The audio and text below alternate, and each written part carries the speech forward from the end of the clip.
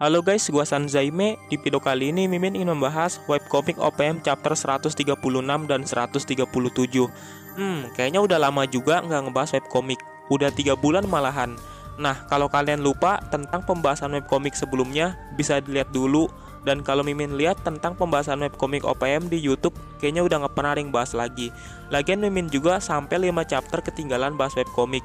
Dan mungkin orang yang baca manga OPM cuma baca yang versi Murata, karena webcomic nggak ada yang versi Indonya sampai chapter baru dan udah jarang dibahas. Oke lah, nggak usah lama-lama, langsung aja kita bahas webcomic OPM chapter 136 dan 137.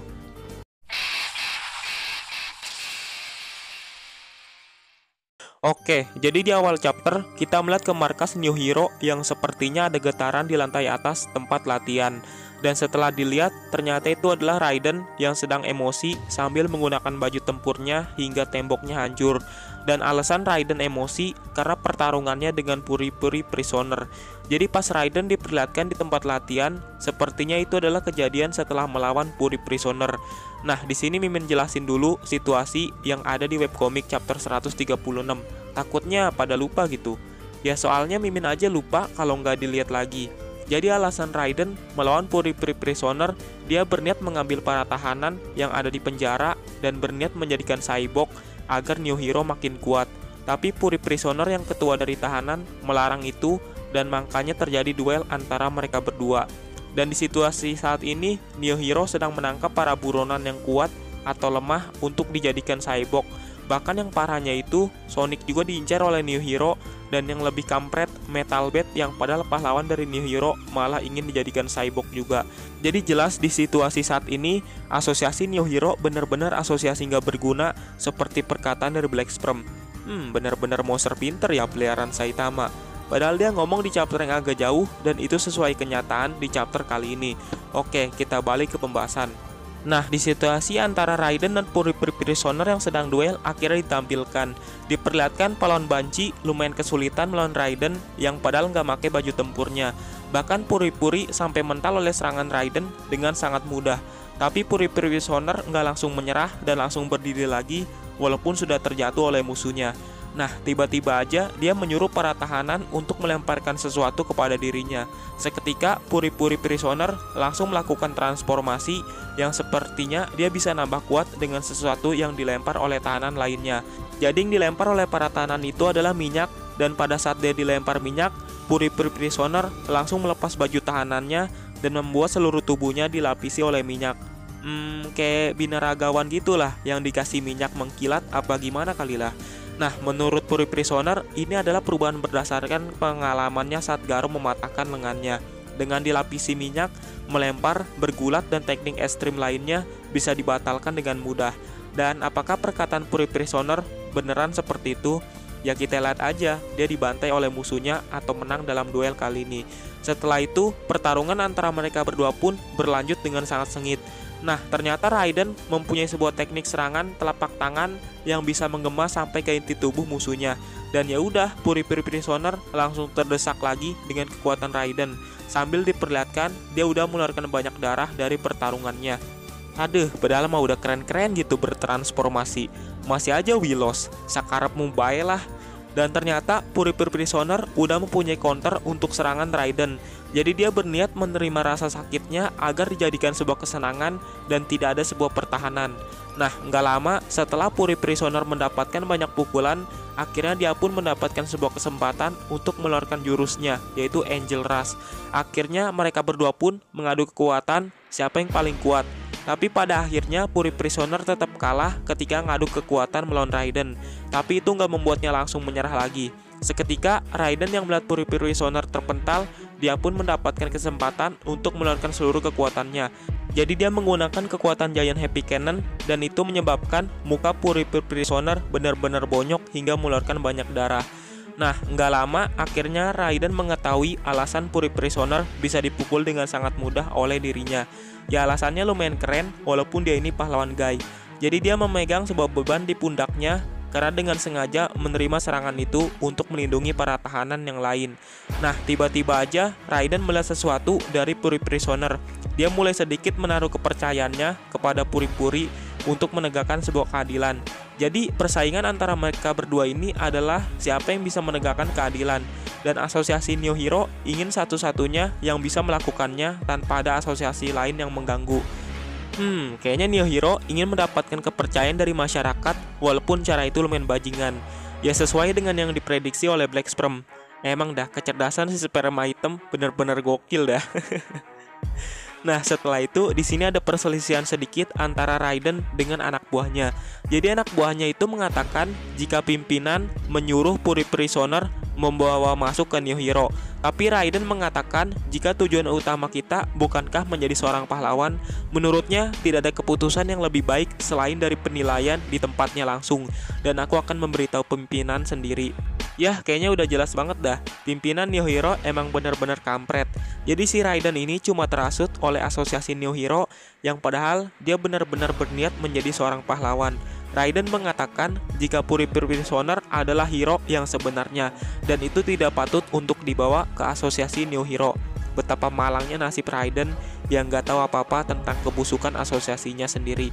Dan gak lama Mimin bahas webcomic, ternyata chapternya benar-benar banyak yang emosional dan udah fokus tentang konflik antara para pahlawan. Nah, Puri Prisoner yang dibilang seorang pahlawan sejati, dia pun berterima kasih kepada Raiden karena membiarkannya lolos dan dipercayai oleh Raiden. Akhirnya Raiden pun kembali ke markasnya dan koplaknya para tahanan yang tadi dilatih oleh Puri Prisoner malah mengikuti Raiden dari belakang seperti ingin menjadi anak buahnya. Dan setelah itu diperlihatkan ke Raiden yang seperti di chapter panel awal pada saat dia emosi sambil menggunakan baju tempurnya. Setelah itu Shin pun berganti ke tempat pelatihan banyak orang dan ternyata yang menjadi pelatihnya adalah Darkseid. Jadi dia ini sedang melatih para pahlawan yang lemah di asosiasi New Hero untuk menjadi kuat dalam bertarung. Tapi untuk mental agar bisa kuat kayaknya nggak diajarin.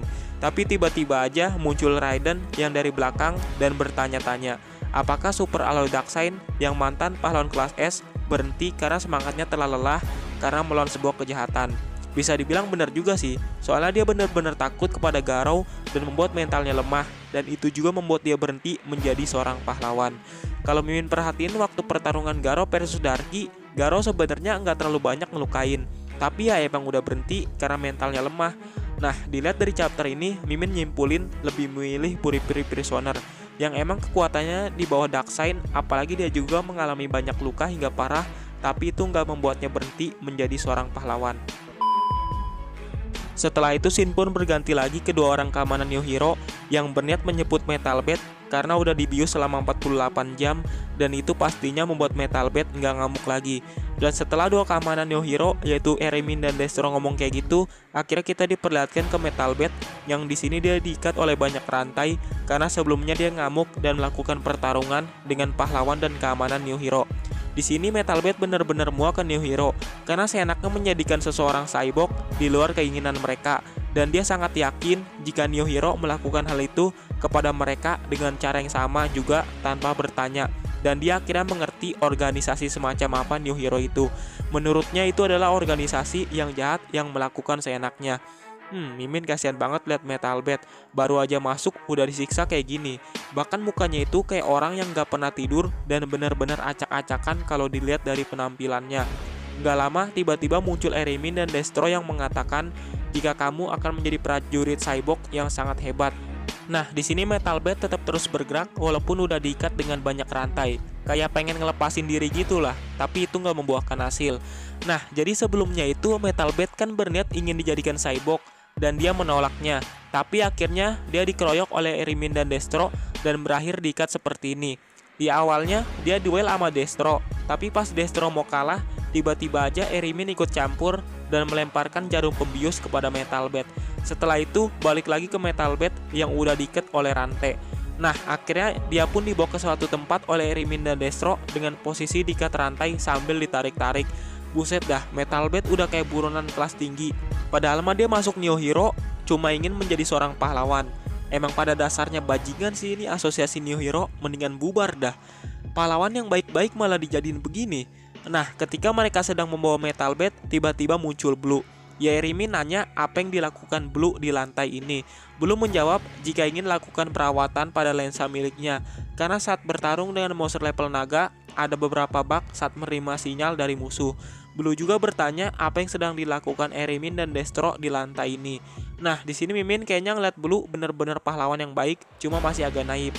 Jadi kan Metalbed bilang kalau kedua orang ini yaitu Erimin dan Destro adalah orang yang jahat, dan Blue udah bersiap dalam melakukan pertempuran. Dan ketika pertempuran ingin dimulai, tiba-tiba muncul seseorang yang bersama pengawalnya. Erimin mengatakan jika dia adalah pendiri dan pemimpin pahlawan New Hero yang menjangkau Blue, yaitu Mr. Fuzi. Dia adalah cucu dari si Babawa yang seorang peramal besar yang terkenal, tapi sekarang udah meninggal dan mewarisi seluruh kekuatannya. Di sini tiba-tiba aja Mr. Fuzi yang ternyata pemimpin New Hero juga sama seperti Blue meminta maaf dengan situasi saat ini karena dirinya nggak mengizinkan siapapun untuk membuang Metalbed dan mengubahnya menjadi cyborg. Karena ini malah dilakukan oleh Erimin dan Destro sebelum waktunya. Ya, Metalbed bertanya apakah organisasi ini membiarkan penjaga keamanannya mengacau semau mereka. Blue pun menjelaskan jika mereka berdua ingin mencegah korupsi agar tidak seperti asosiasi pahlawan.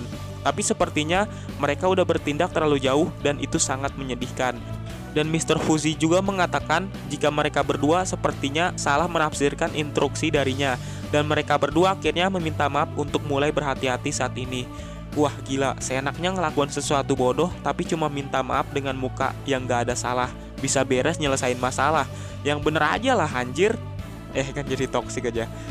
Kalau bener-bener ngedalamin ceritanya tanpa memikirkan gambarnya, ini bener-bener bikin emosi dah.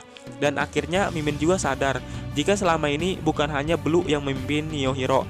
Jadi Blue ini cuma pengen jadi pahlawan yang ngikutin ayahnya, tapi dia nggak tahu seluruhnya tentang New Hero yang sedang dipimpin olehnya. Ya bisa dibilang masih naif banget lah pemikiran Blue ini. Oke, kita balik ke pembahasan. Nah, sebenarnya Mr. Fuzi juga mencurigai jika Metalbed ini adalah seorang mata-mata dari asosiasi pahlawan. Karena kami menerima informasi bahwa ada upaya di dalam asosiasi pahlawan untuk mencoba menghancurkan organisasi New Hero. Dan dia pun meminta maaf atas metode ekstrim yang digunakan kedua orang ini. Tapi walaupun begitu, Metalbed belum sepenuhnya bebas dari kecurigaan New Hero sebagai mata-mata dan akan membatasi fasilitas di New Hero. Setelah itu, akhirnya Mr. Fuzi dan Erimin meminta maaf atas apa yang dilakukannya kepada Metalbed dengan muka yang penuh kebangsatan. Aduh, kayaknya gak pernah Mimin toksik separah ini. Nah, anehnya ketika masalah Metalbed selesai, tiba-tiba aja Metalbed bisa melepaskan rantai dengan sendiri tanpa bantuan siapapun. Ya berarti dari tadi Metalbed bisa dong ngelepas rantainya pas dibawa oleh Erimin dan Destro untuk dibawa ke satu tempat. Dan setelah rantainya lepas, Metalbed dengan nada yang lumayan emosi menyuruh para petinggi dan keamanan untuk minggir dari jalan yang ingin dilaluinya. Mr. Fuzi menanyakan mau kemana dirimu. Metalbed pun menjawab, apakah kalian masih mencurigai aku? Itu terserah kalian. Tapi jangan lupa ini, aku juga sedang melihatmu. Jangan berpikir hanya kalian yang dapat memberi hukuman kepadaku. Aku juga bisa memberi hukuman kepada kalian, jadi berperilakulah yang baik. Bener-bener keren Metalbed di sini. Jadi dia juga berniat memberikan hukuman kepada para petinggi atau pahlawan New Hero jika melakukan sesuatu kejahatan. Setelah itu diperlihatkan ke Mr. Fuzi yang sudah ada di tempat lain bersama dengan McCoy.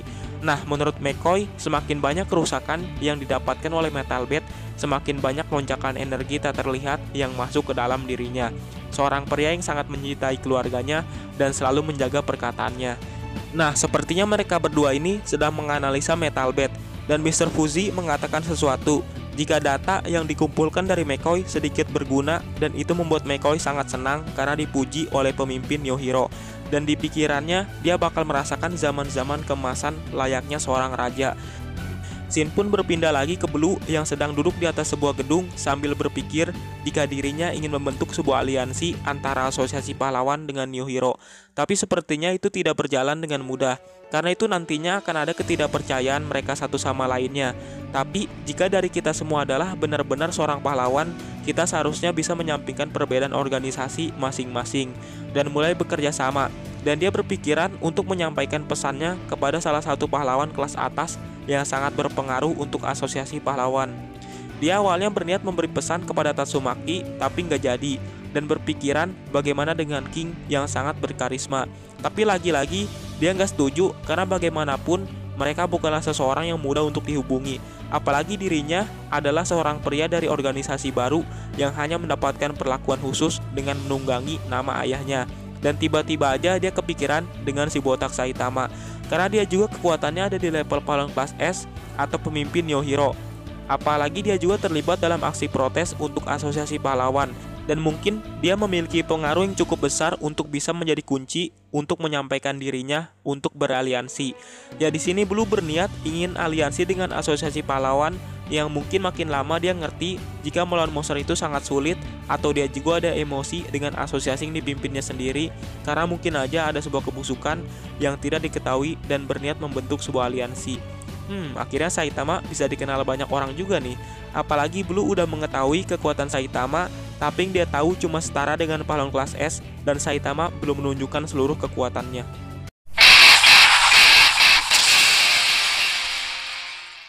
Oke lah, itulah pembahasan Mimin tentang webcomic OPM chapter 136 dan 137. Ya, kedua chapter ini menguak kebusukan Neo Hero dan memainkan sebuah perasaan. Mungkin gak lama lagi bakal banyak konflik dari dalam Neo Hero dan dengan asosiasi pahlawan. Ya kita nggak tahu, tinggal tunggu aja bagaimana One Sensei meneruskan ceritanya. Oke lah, Mimin akhir aja video ini. Terima kasih sudah menonton video ini. Salam Sanzaime.